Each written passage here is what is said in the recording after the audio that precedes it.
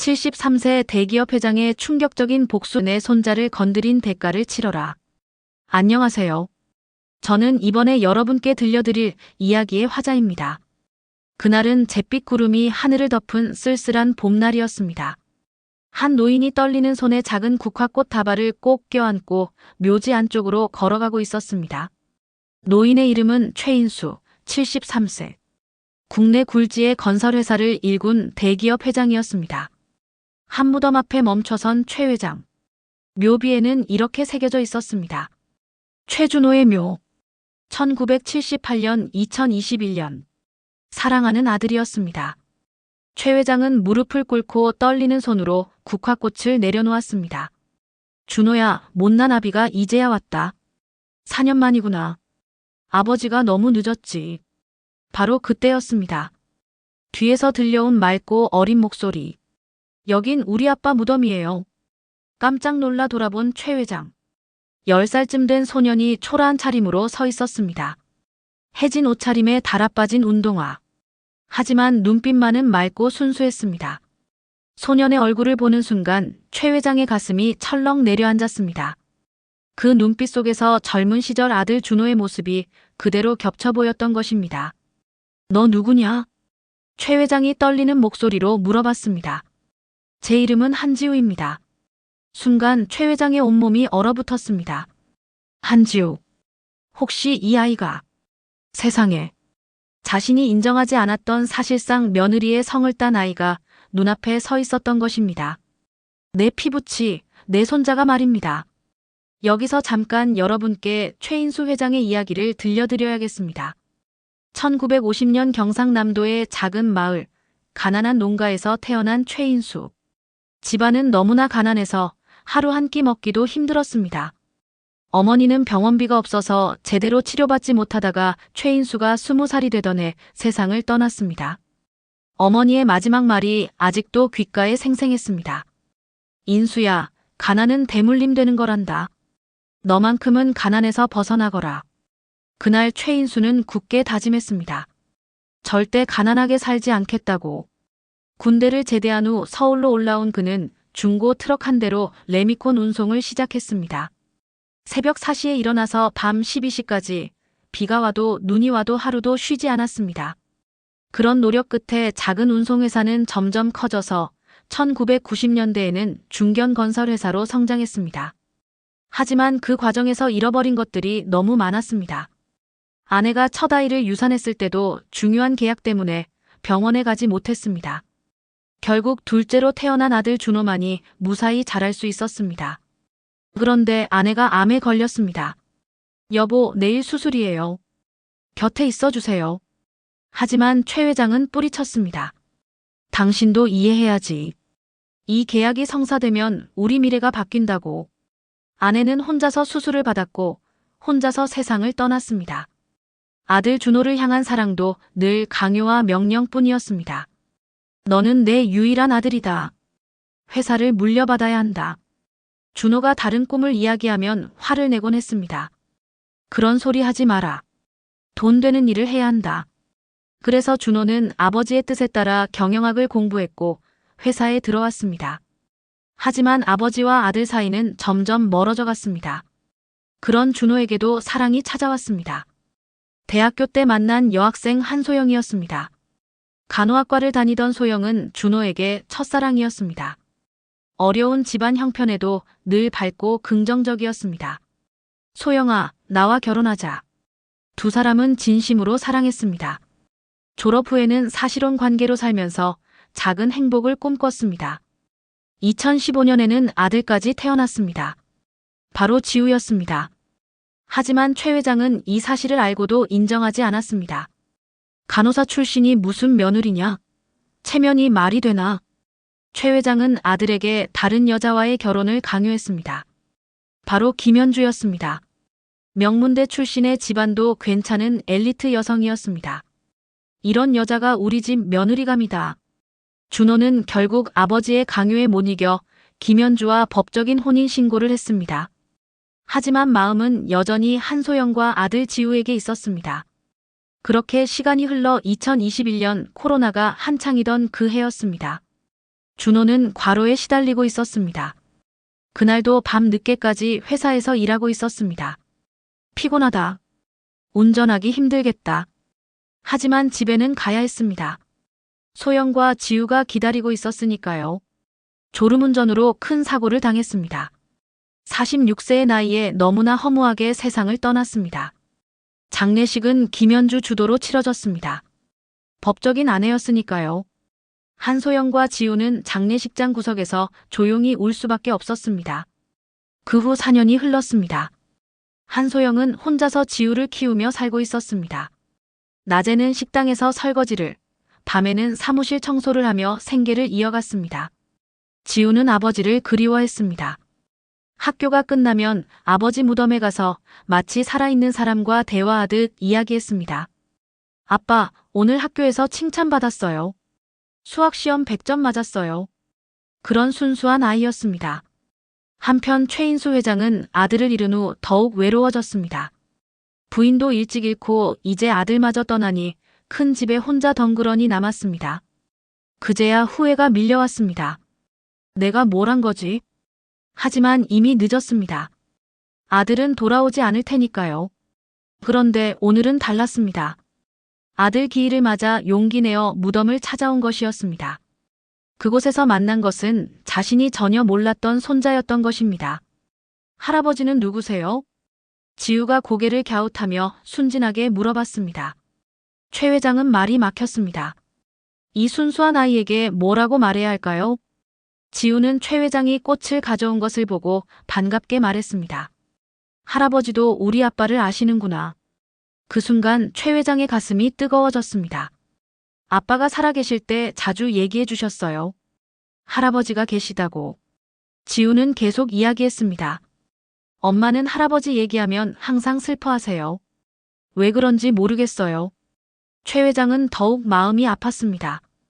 이 아이는 자신이 할아버지라는 것도 모르고 있었던 것입니다. 그때였습니다. 지우야. 멀리서 여자 목소리가 들려왔습니다. 40대 초반의 여성이 급하게 걸어오고 있었습니다. 바로 한소영이었습니다. 소영은 지우 곁으로 와서 아이를 자신의 뒤로 감쌌습니다. 그리고 최 회장을 똑바로 쳐다보며 차갑게 말했습니다. 이제 와서 무슨 낯으로 오셨습니까? 소영의 눈에는 4년간 쌓인 원망과 분노가 가득했습니다. 준호가 살아있을 때는 한 번도 인정하지 않으시더니 죽고 나서야 찾아오시는 건가요? 소영의 목소리는 떨리고 있었습니다. 준호가 얼마나 아버지 인정을 받고 싶어 했는지 아세요? 이 아이가 태어났을 때도, 첫걸음을 뗄 때도, 첫말을 할 때도 준호는 항상 아버지께 보여드리고 싶다고 말했어요. 최 회장의 가슴이 찢어지는 것 같았습니다. 하지만 당신은 우리를 인정하지 않았죠. 체면만 중요했으니까. 여기서 잠깐 여러분, 이 이야기가 단순한 가족 갈등으로 끝날 거라고 생각하시나요? 천만에요. 지금부터가 진짜 시작입니다. 바로 그때 또 다른 목소리가 들려왔습니다. 어머, 이게 웬일이에요? 세 사람이 돌아보니 단정한 차림의 여성이 다가오고 있었습니다. 바로 김연주였습니다. 45세의 김연주는 언제나 완벽한 차림새로 나타났습니다. 비싼 옷, 명품 가방, 흠잡을 데 없는 화장. 하지만 그 눈빛은 차가웠습니다. 김연주는 소영과 지우를 위아래로 훑어보며 냉소적으로 웃었습니다. 아버님, 여기 계셨군요. 그런데 이분들은 왜 여기 계시죠? 김연주의 말투에는 가시가 돋았습니다. 우리는 준호를 그리워해서 온 겁니다. 소영이 대답했습니다. 그리워하시다니요. 법적으로 준호의 가족은 저예요. 김연주의 목소리가 점점 날카로워졌습니다. 이분들은 그냥 남이잖아요. 지우가 김연주의 말을 듣고 상처받은 표정을 지었습니다. 남이라니, 저희가 남이에요? 아이의 순수한 질문에 김연주는 더욱 차갑게 말했습니다. 호적에도 없는 아이를 손자라고 부르실 겁니까? 소영은 아이를 보호하듯 더욱 단단히 감쌌습니다. 서류 한 장이 사람의 마음을 대신할 수는 없어요. 준호가 진짜로 사랑한 건 우리였어요. 그리고 이 아이는 준호의 피를 받은 진짜 아들이에요. 두 여자 사이에 긴장이 고조되었을 때 지우가 갑자기 울음을 터뜨렸습니다. 아빠, 아이는 아버지 무덤에 엎드려 울면서 말했습니다. 아빠, 저희가 잘못한 게 뭐예요? 왜 사람들이 저희를 싫어해요? 그 모습을 본 최 회장의 가슴이 먹먹해졌습니다. 이 순수한 아이가 무슨 잘못이 있단 말인가? 그날 밤 최 회장은 준호의 방을 찾았습니다. 4년 동안 그대로 보존해둔 방이었습니다. 책상 위에는 준호가 마지막으로 읽던 책이 놓여 있었습니다. 좋은 아버지가 되는 법. 그 책 제목을 보는 순간 최 회장의 가슴이 뜨끔했습니다. 준호는 죽기 전까지도 좋은 아버지가 되려고 노력하고 있었던 것입니다. 최 회장은 책상 서랍을 열어봤습니다. 두 번째 서랍에서 오래된 다이어리가 눈에 들어왔습니다. 준호가 직접 쓴 개인 일기장이었습니다. 2016년 3월 5일. 오늘 소영과 지우와 공원에 갔다. 지우가 처음으로 아빠라고 불렀다. 세상에서 가장 행복한 순간이었다. 최 회장의 눈시울이 뜨거워졌습니다. 계속 읽어 내려갔습니다. 2018년 12월 25일. 크리스마스인데 아버지는 또 일 때문에 집에 계시지 않는다. 나는 소영과 지우와 함께 크리스마스를 보냈다. 지우가 산타 할아버지에게 편지를 썼다. 할아버지가 우리를 사랑해 주셨으면 좋겠어요 라고 적어 놓았다. 그 구절을 읽는 순간 최 회장의 눈에서 눈물이 흘러내렸습니다. 마지막 페이지에 적힌 글이 눈에 들어왔습니다. 날짜는 2021년 10월 15일. 준호가 사고로 세상을 떠나기 단 일주일 전이었습니다. 요즘 너무 피곤하다. 혹시 내게 무슨 일이 생기면 소영과 지우가 걱정이다. 아버지께 간절히 부탁드린다. 언젠가 지우를 지켜주세요. 그 아이는 제 전부입니다. 아버지, 늦었지만 이제라도 가족이 되어주세요. 저는 아버지를 사랑합니다. 최 회장은 다이어리를 가슴에 꼭 안고 오열했습니다. 준호야, 미안하다. 아버지가 너무 잘못했다. 그리고 결심했습니다. 이제라도 아들의 부탁을 들어줘야겠다. 다음 날 최 회장은 소영에게 전화를 걸었습니다. 소영아, 지우와 함께 우리 집에 와줄 수 있겠니? 중요한 얘기가 있어. 넓은 거실에서 최 회장은 준호의 다이어리를 내밀었습니다. 이걸 읽어봐. 소영이 다이어리를 읽는 동안 눈물이 흘러내렸습니다. 준호가 이런 마음이었구나. 최 회장이 무릎을 꿇고 말했습니다. 소영아, 지우야. 늦었지만 이제라도 가족이 되어주겠니? 그 순간이었습니다. 현관문이 쾅 하고 열리며 김현주가 들어왔습니다. 뭐 하는 거예요? 김현주의 얼굴은 분노로 일그러져 있었습니다. 그때 최 회장이 폭탄을 터뜨렸습니다. 현주야, 준호의 진짜 유언장이 어디 있니? 김현주의 얼굴이 새파랗게 변했습니다. 무슨 말씀이세요? 준호가 공증까지 받은 정식 유언장 말이야. 내가 숨긴 거 말이야. 김현주는 더 이상 버틸 수 없었습니다. 그건 모든 걸 소영과 지우에게 상속한다고 적혀 있었지. 최 회장의 목소리가 점점 차가워졌습니다. 그리고 준호가 죽던 날 내가 억지로 운전하라고 강요한 것도 알고 있어. 김현주는 절망했습니다. 모든 것이 드러나고 있었습니다. 사실 김현주는 경제적 위기에 처해 있었습니다. 몰래 해왔던 투자가 모두 실패했고 총 3억 원의 빚이 있었습니다. 그래서 준호에게 거액의 생명보험 가입을 강요했고 피곤해하는 준호를 억지로 운전하게 만든 것이었습니다. 그날 밤 김현주는 긴급 체포되었습니다. 유언장 은닉 및 사기 혐의였습니다. 며칠 후 김현주의 재판이 열렸습니다. 재판장이 최종 판결을 선고했습니다. 피고인 김현주에게 유언장 은닉, 상속 사기, 협박 교사 혐의로 징역 4년을 선고합니다.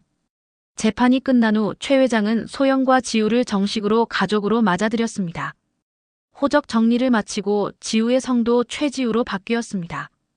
할아버지, 이제 저도 진짜 할아버지 손자예요? 그럼 내 자랑스러운 손자지.